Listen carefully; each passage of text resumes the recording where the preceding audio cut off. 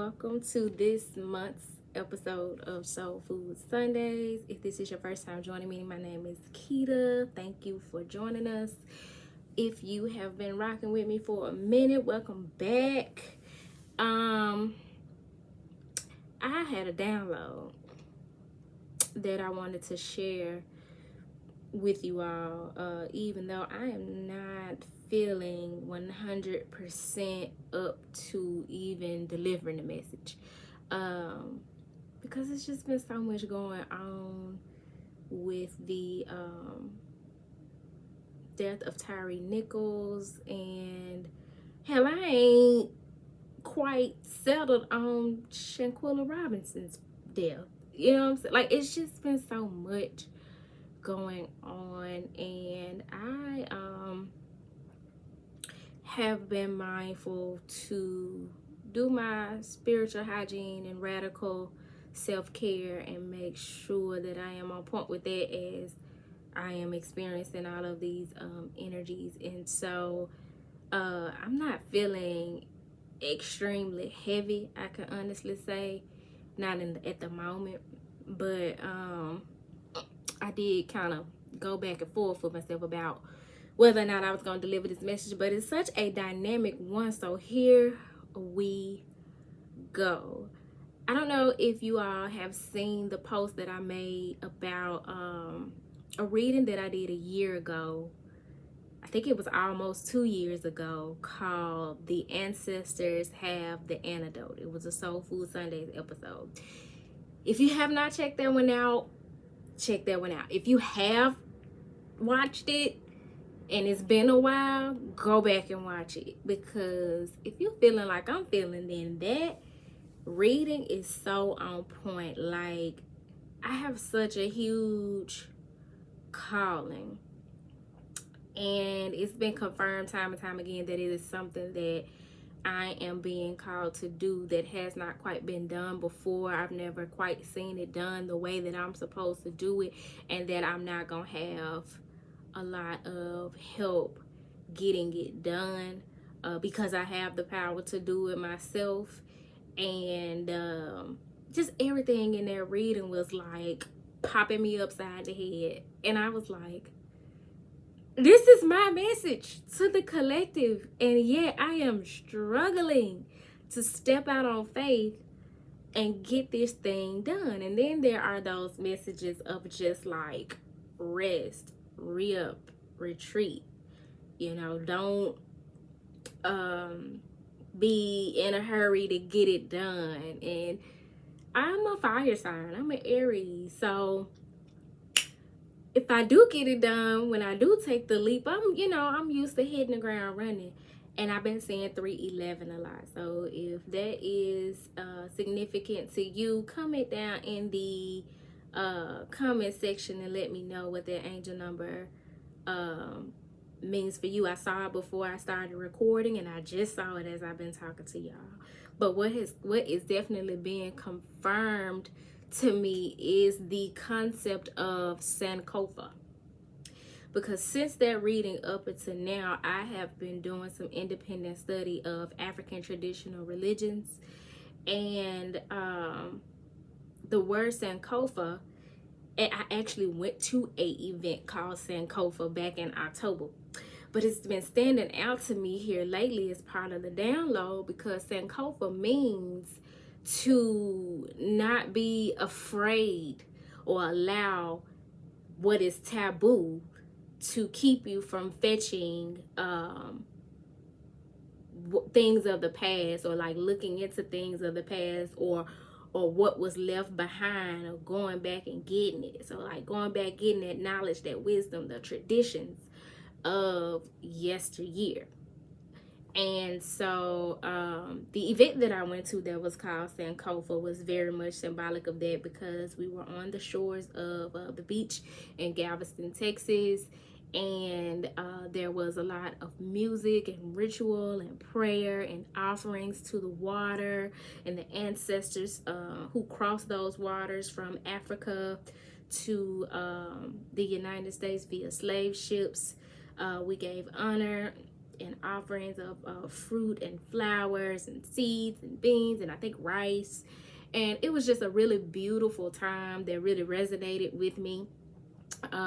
Really, like, what's the word I'm looking for? Woke up that part of me that has at some point in life and in some other realm experienced those traditions, not just being a woman of African descent, but actually having lived a lifetime in Africa, be it in Kemet, Egypt, or Nigeria. I'm actually like, when I did my little DNA heritage thing, I'm like 40 some odd percent Nigerian, and the prominent religion there is Yoruba. And so there are very much like Yoruba practices, and I've always been motivated and moved by the sound of drums, which is very native to the motherland. And so yeah, those things they've always been intriguing, but they've been more and more intriguing. A lot of my spiritual gifts that I now have, am aware that I have those kinds of African Kemetic origins. And so yeah, I'm needing to fetch what is at risk of being left behind. Sankofa. And another thing that is at risk of being left behind is ancestral reverence, ancestral veneration. We are needing to prioritize those practices and those connections with our ancestors. So many of us have callings and questions that the ancestors have answers to. They have the step-by-step. They have the plan and the blueprint, and we're needing to connect with them to get those answers, be it through our dreams, or I've been seeing a lot of synchronicities through license plates. I literally saw a license plate yesterday that said charge up. And when I sat at my altar, this was before I got to my altar. When I got to my altar and was pulling some cards, one of the cards was telling me I needed to recharge my battery. Like, I'm vibing low, and I know why. Because of, especially being on social media, I'm seeing all of these reports about Tyree Nichols, and just the energy it's low. It's low, and I try to do my part to help lift it, but hell, I can't lift the vibes of for people and mine low. You know what I'm saying? I got to take care of me first. And so I've been invested in doing that. Had a really good workout earlier, really good cleansing spiritual bath. I fixed myself a bowl of soup before I press play. I'm letting that kind of cool down a little bit, so when I get through talking to y'all, I'm gonna eat my soup. But yeah, the bulk of the message is in that reading that I did 2 years ago. The ancestors have the antidote, and we're receiving messages to lead us in the right direction, and also confirm to us that we have their full support. Because baby, if you ain't been paying attention, the shit that's going on in society, the current affairs, it's gonna take more than the police, the government, or anything that we have prioritized or built structure around in this realm to change. And we all gonna have to do our part. And so me showing up here is me doing my part. Me, even if I decide not to show up here and show up for myself, is me doing my part. Me showing up at my altar, which I've started to get better at, because I really struggle with routine. Actually, my word for 2023 is discipline, because I'm such a free-spirited person. That is something that I lack. Like, even in the gym, I don't do the same routine. Like, I like to do what I feel, and I push myself, but I don't do the same exercise 3 times, 20 sets of 3, or no shit like that. You know what I'm saying? I just kind of, I'm very intuitive and free-spirited, but discipline serves a purpose. And so I have been doing a better job of appeasing my ancestors, changing my water out. I know when they're happy because I see all them bubbles in my water. I play music for them. I sing. I sit there. I pray. I pull cards. My great grandmother taught me the Lord's Prayer, so I recite the Lord's Prayer for her and to God. You got to give God first and foremost the glory and the honor. And I set food out for them, fruit, rum, whatever I'm feeling intuitively led to offer, money. And the messages are coming through, but then I'm battling personally with that ambition of, so there's the fear of doing the thing. And then in the moment where the fear is not there, there's the ambition of want to do it and hurry up and do it and get it done. And then there's that intuitive nudge to wait for divine timing. And so all of that conflicts, and that contributes to the need to recharge. So if you're experiencing it, just know that I feel you.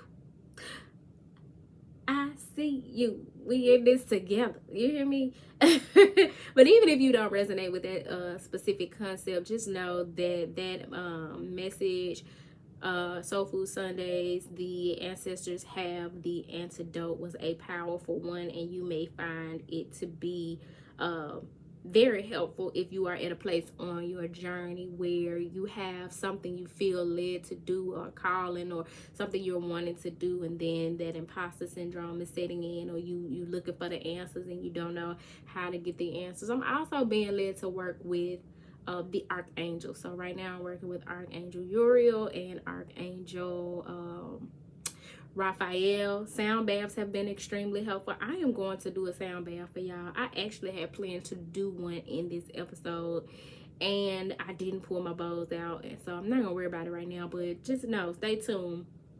I'm gonna treat you all to a free sound bath, because I feel like the collective could definitely use it. If you've not ever experienced a sound bath, it's 12-12. I just told you to step out of your comfort zone. It's very healing, and it helps you to recenter and clear your energy blockages and just relax. It's absolutely relaxing. I participated in a collective sound bath at a local metaphysical store.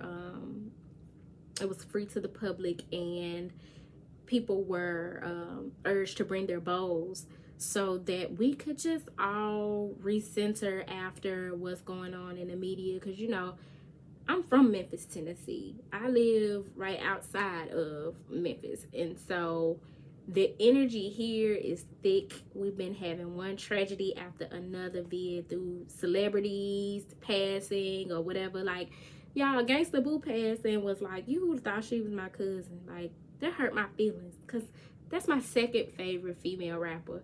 And I have been thinking about her so tough within this past year, since she really started to resurface in the limelight. Even though I never forgot her, like, I always listen to her music. I got a bunch of her stuff on my playlist, and I grew up listening to her and admiring her. You know, I'm very much the type of person who can take away the meat and leave the bones. And so it was just, for me, like, her being a dark-skinned woman who was tapped into her masculine and her feminine energy. As a little girl growing up in South Memphis, being bullied, you know what I'm saying? Gangsta Boo said I should beat your ass. That I can beat your ass, and I ain't nothing to play with it. Crazy lady, you're like, she motivated me, especially during a time where I needed that push and that boost to just keep showing up and facing adversity and challenges that I was dealing with at school. You know what I'm saying? So that hurt. Her passing, it hurt. And we're human beings, and it's okay that we hurt, even if we never met the person a day in our life. It's perfectly fine that we feel. We're supposed to feel. The system, the machine doesn't want us to feel, but we have to stop and give ourselves that freedom to feel and rest and heal through what we are experiencing, because you can't count on your job to give you a mental health day. It's not gonna happen. If they do, it benefits them to some degree. It ain't just for you, because they don't care nothing about you. They will have another you in there as soon as the background check clears. So you have to prioritize yourself. It would behoove you to tap in with your ancestors and your spirit guides. If that's not something that you get into, I challenge you to keep an open mind about it and not dishonor your ancestors by not being open to connecting with them. If you have ancestors that you have gripes and griefs and issues with, it would behoove you to make peace with those situations. I know for me, when I first started getting the call to really invest time at my ancestor altar, I was like, how am I gonna do this? Because unbeknownst to me, I still had so much grief from the 20 plus people on my list of ancestors. You know what I'm saying? And I was like, I don't know how I'm gonna be able to sit here time after time feeling how I'm feeling. Like, I can't even like talk through my tears. But I did that like once or twice where I just broke down, and it was like it freed up the space for me to be able to sit there and actually just have fluid conversations with my ancestors, be it through prayer or just talking or whatever, and not feeling the grief, actually feeling like I'm honored to be sitting here communing with you in this way, and you have not left me. And they send me signs all the time.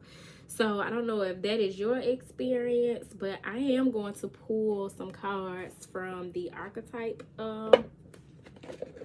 deck by Carolyn Miss, and we're going to just kind of add on to the message that came out in that Soul Food Sundays from 2 years ago. So Spirit, what archetype, what energy are you all calling us to boldly and fearlessly step into? Because that's what we really need to know.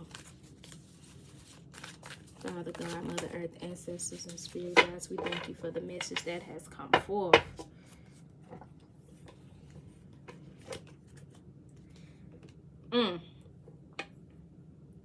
Father, talent for creating and supporting life, positive guiding light within a tribal unit. They calling us out. You know, the Father plants the seed. We're being called to plant the seed, to father, to tap into that masculine energy and plant the seed to be a light. Be a light amongst your community and in a tribal unit. There are many of us who are being called to leadership positions where we are to be the leader of a tribe. Here on Turquoise Majesty, I am the leader of this tribe of leaders, because all of you are leaders. But right here on this channel, we are tribe. My majestic tribe, the TM tribe. And because of the work that I've put forth thus far, I have fathered this, and I'm being called to father some other things. At the top of the deck, that devotion energy, the monk, the nun, selfless devotion, and single-minded dedication to spirit.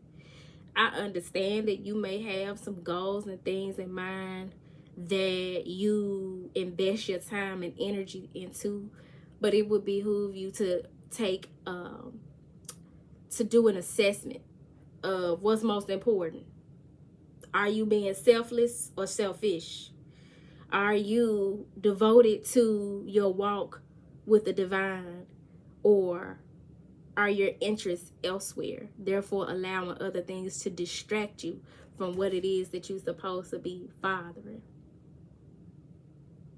Are you a rolling stone? You know that song, Papa was a rolling stone. Wherever he laid his hat was his home. So are you like dedicated to what the seed that you've planted and dedicated to seeing that come to fruition? Or are you all over the place dedicating your time and energies to other things? Because you're needing to be in this monk energy, which is leading you to the Samaritan energy at the bottom of the deck. Refining your capacity to help those you would prefer to ignore. This serves due notice. The kind of calling you got on your life, you're going to have to help some people who you otherwise wouldn't. who, if you were in your ego, who, if you were prioritizing other things instead of your journey as a monk or nun, so to speak, your devotion to the Most High, if it were not for that, you wouldn't help those people. But because you tapped into the unconditional energy of Christ consciousness, you know that you have a responsibility to assist and help people and love people who you otherwise wouldn't. That is Christ consciousness, unconditional love. Now, don't put them before you. Don't do that. You want to make sure your well-being is intact also. But that is the type of energy that the journey is requiring of us. And bottom of the deck before Samaritan, teacher. Because, like I said, we're leaders, we're teachers. The world needs us. And I need y'all support just like y'all need my support, because there's some stuff I'm being called to do. I'm like, Lord, really, me? You sure? But I keep reminding myself I'm worthy of this calling. I asked for this. I wanted this. I was born for this. I signed up for this. This is my sacred contract. The more I keep telling myself that, I'm going to get it done. Everything going to fall into place in divine timing and in divine order. So with that being said, y'all, I hope this message found you well. If it did not find you well, I hope that it leaves you well. Remember, Sankofa. You got to go back and get what is at risk of being lost. Our ancestors fought too hard. They endured too much for us to let others take credit for it and manipulate it and do with it as they would. The machine has got to be broke down. It's got to be stopped. The capitalism, the police brutality, the sexism, all of that. Our ancestors have put some things in place as far back as Kemetic times that are the answers. It's the healing that the people need in this age of Aquarius. And we are to tap in and tune in with them so that we can get it, so they can show us where it's at. So y'all, until next time. Oh, I've been telling myself I need to remind y'all, click the like button so that we can get the message out to as many people as needed and necessary for the channel to thrive and for the message to go forth, so more people can get this motivation, this encouragement, this word, this instruction. Peace.